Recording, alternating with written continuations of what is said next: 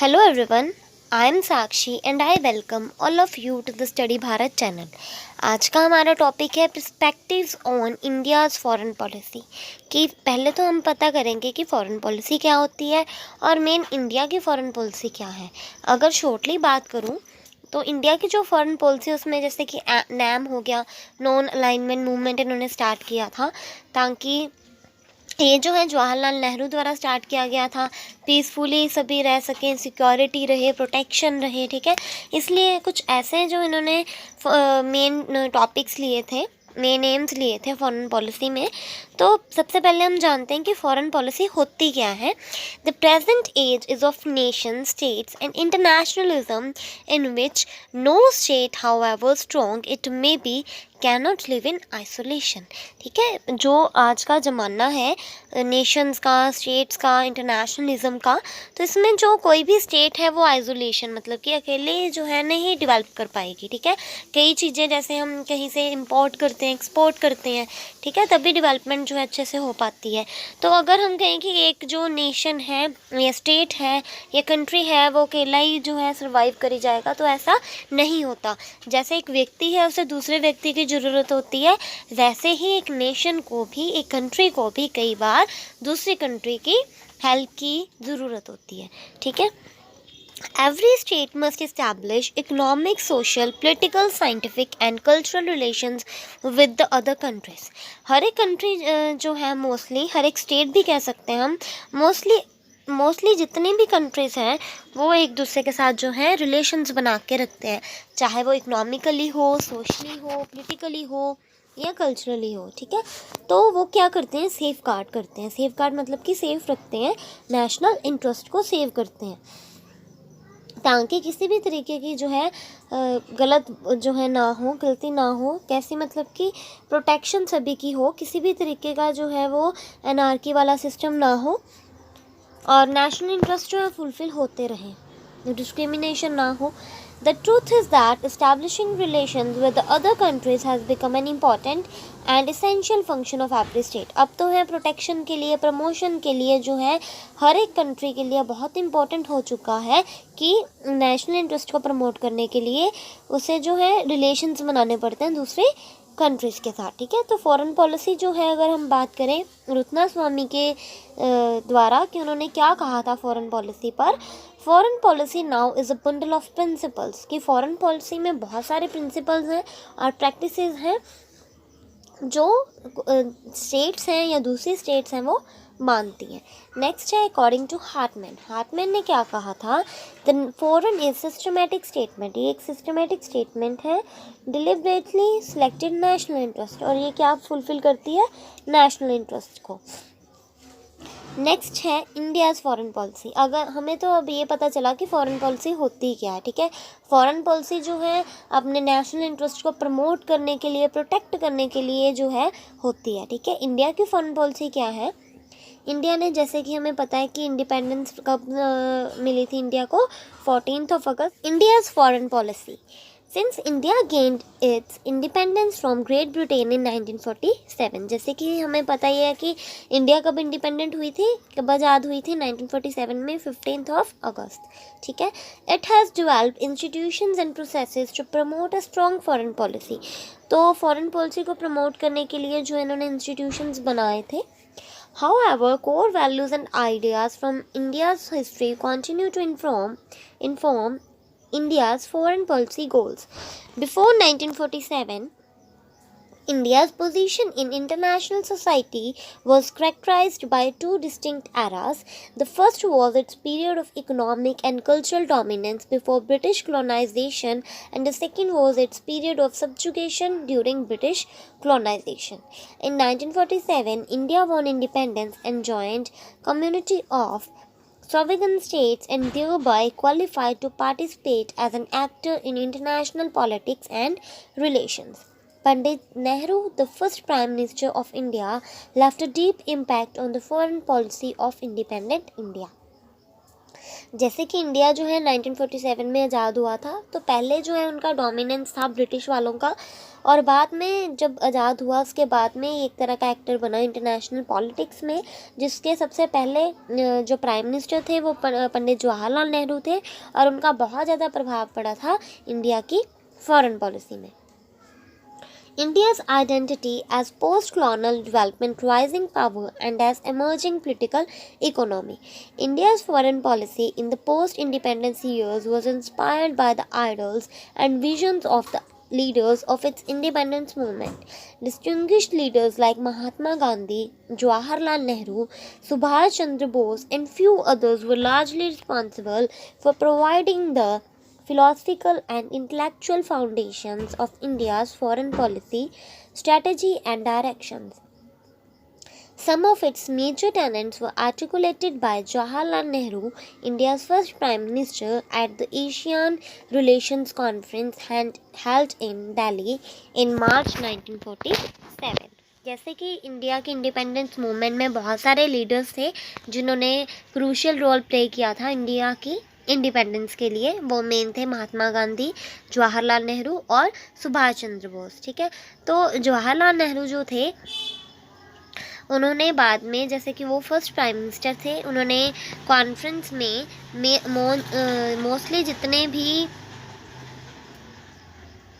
जैसे कि हमें पता है इंडिया की इंडिपेंडेंस में बहुत सारे जो हैं लीडर्स ने अपना रोल प्ले किया है, जैसे कि महात्मा गांधी हो गए, जवाहरलाल नेहरू हो गए और सुभाष चंद्र बोस।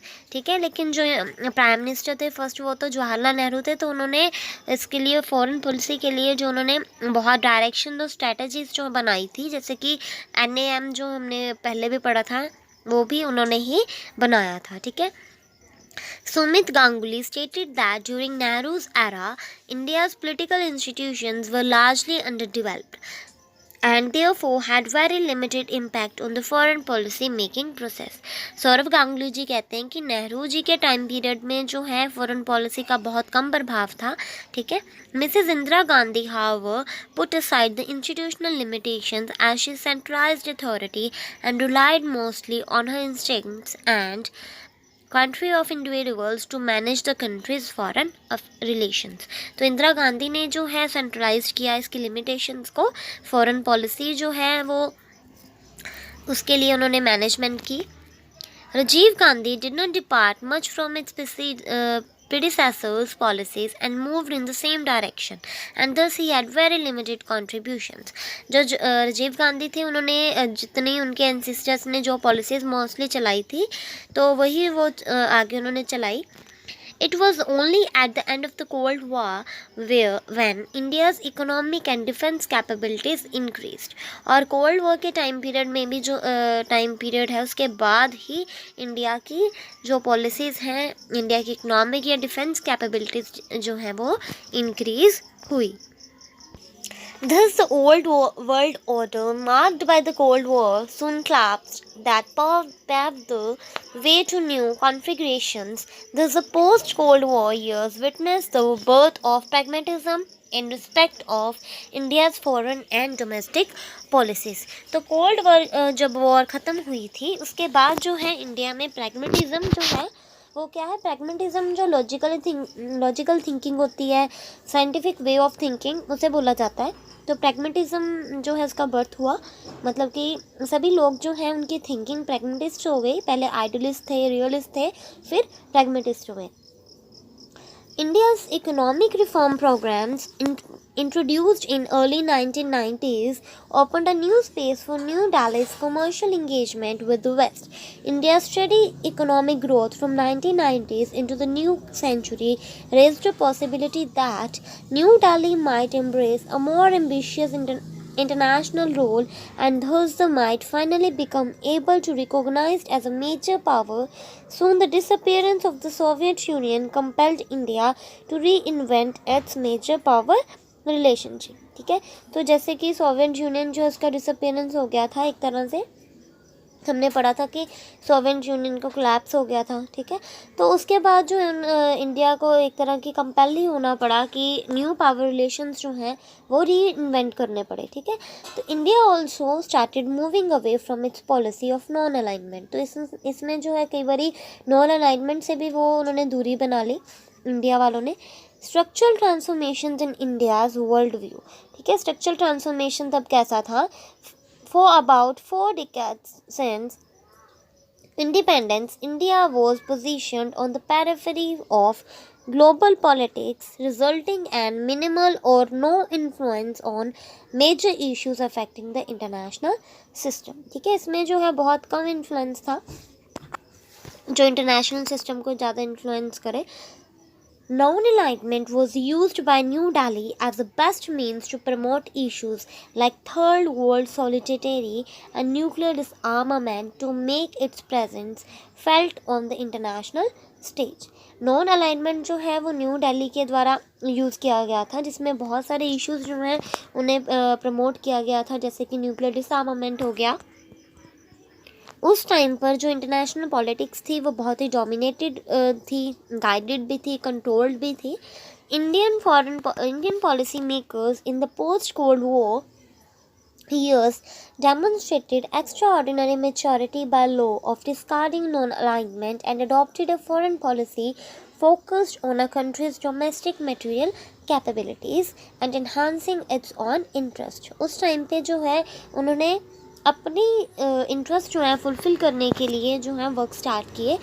पॉलिसी जो नॉन अलाइनमेंट पहले चल रही थी उसे डिस्कार्ड किया, मतलब कि नॉन अलाइनमेंट पर नहीं, अब वो चल रहे थे मेन जो है उन्हें अपने इंटरेस्ट को फुलफ़िल करने के लिए, मटेरियल कैपेबिलिटीज़ को पूरा करने के लिए जो उनकी डोमेस्टिक थी उनके लिए वर्क हो रहा था। India initiated a process of engagement with the US and at time followed a liberal economic movement. उस टाइम पर जो है लिबरल इकोनॉमिक ऑर्डर को स्टार्ट किया गया ताकि इकोनॉमिकली जो है वो फिट रह सके। इकोनॉमिकली जो है पैसा होगा तभी तो एक स्टेट है वो डेवलप कर पाएगा।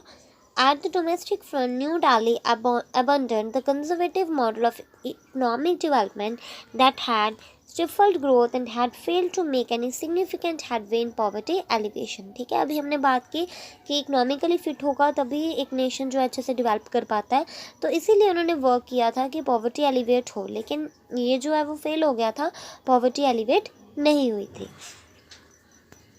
However, Indian policymakers, despite their efforts, could not bring about fundamental changes in their relations with two principal adversaries, Pakistan and China। लेकिन इंडिया में भी जो है क्या इम्पैक्ट था, क्योंकि उनके रिलेशंस जो है पाकिस्तान और चाइना के साथ अच्छे नहीं थे, ठीक है।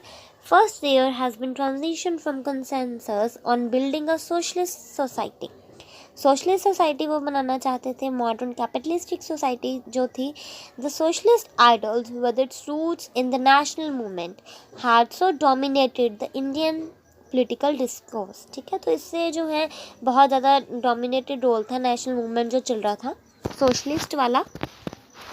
तो इसमें अगर हम ग्लोबलाइजेशन की बात करें तो उसमें उन्होंने न्यू चैलेंजेस लाए इकोनॉमिकली जो है फिट होने के लिए, इकोनॉमिकली सही होने के लिए अपॉर्चुनिटीज़ जो है वो प्रोवाइड की ताकि ज़्यादा से ज़्यादा जो है डेवलपमेंट हो सके। Second, in view of above stated developments there has been overall transition from the past emphasis on politics to the new emphasis. इसमें जो है बहुत सारा इन्होंने चेंज किया है, ट्रांजिशंस की। New Delhi sent a message to the international community that a country of its size and economic potential could not be isolated any longer. Third, there was a fundamental shift in India's stand from being a leader of the third world। तो इस तरीके से जो है third world का एक तरह का लीडर बन गया था इंडिया, क्योंकि बहुत सारी जो पावर एमर्ज हुई थी। Today, China has emerged as India's single largest trading partner, surpassing the US. India, during the tenure of Atal Bihari Vajpayee, had also put in strong efforts to find political reconciliation with Pakistan, though with no positive outcome, ठीक है। पाकिस्तान के साथ जो है relation सुधारने के लिए भी वर्क किया अटल बिहारी वाजपेयी जी के टेन्योर में। और अगर हम बात करें चाइना की, तो चाइना के साथ भी बहुत ज़्यादा व्यापार होता है इंडिया का। तो उसके लिए भी जो है उन्होंने लार्जेस्ट एक तरह का ये ट्रेडिंग पार्टनर बन गया था चाइना इंडिया का। This apart India and China have steadily expanded the basis for political and economic cooperation. और इंडिया और जापान में जो है कॉपरेशन चल रहा था पॉलिटिकली भी और इकोनॉमिकली भी।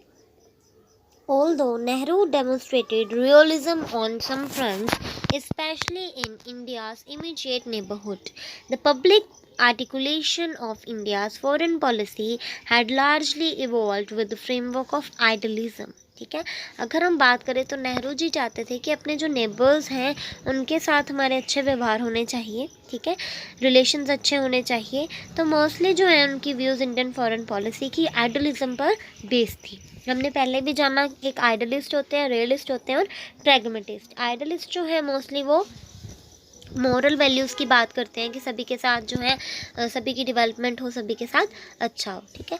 Foreign policy analyst are however divided on the point whether really India conducted its foreign policy within an idealist framework. तो अभी हमने बात की कि जो इंडिया की फॉरेन पॉलिसी है वो मोस्टली आइडलिस्ट वे पर है, मतलब आइडलिस्ट थिंकिंग पर है।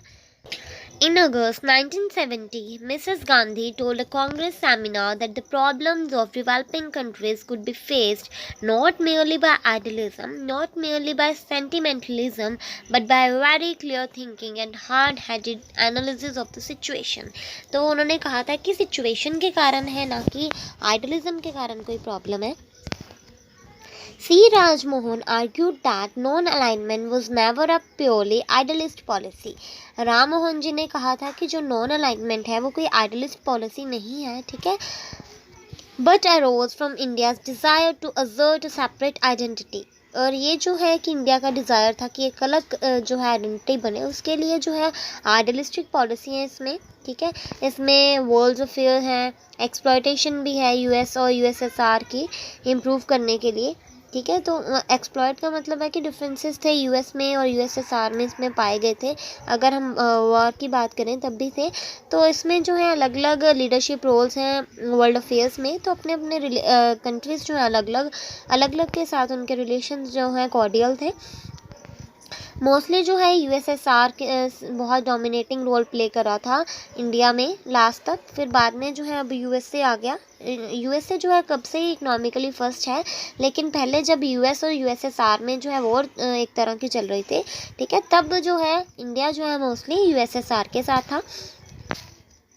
अगर हम बात करें कि इंडिया के फॉरेन पॉलिसी के फीचर्स की, तो इंडिया जो है एक तरह का ग्लोबल विलेज की तरह वो बनाना चाहते हैं कि ग्लोबल विलेज हो, इकोनॉमिकली सब सही हो, ठीक है, डिस्क्रिमिनेशन नहीं होनी चाहिए, सभी इकट्ठे रहें, एंटी टेररिज्म हो, नॉन अलाइनमेंट मूवमेंट है इसमें, यूएन जो है बनाया गया है, पीस रहे, सेकुलरिज्म रहे, ठीक है।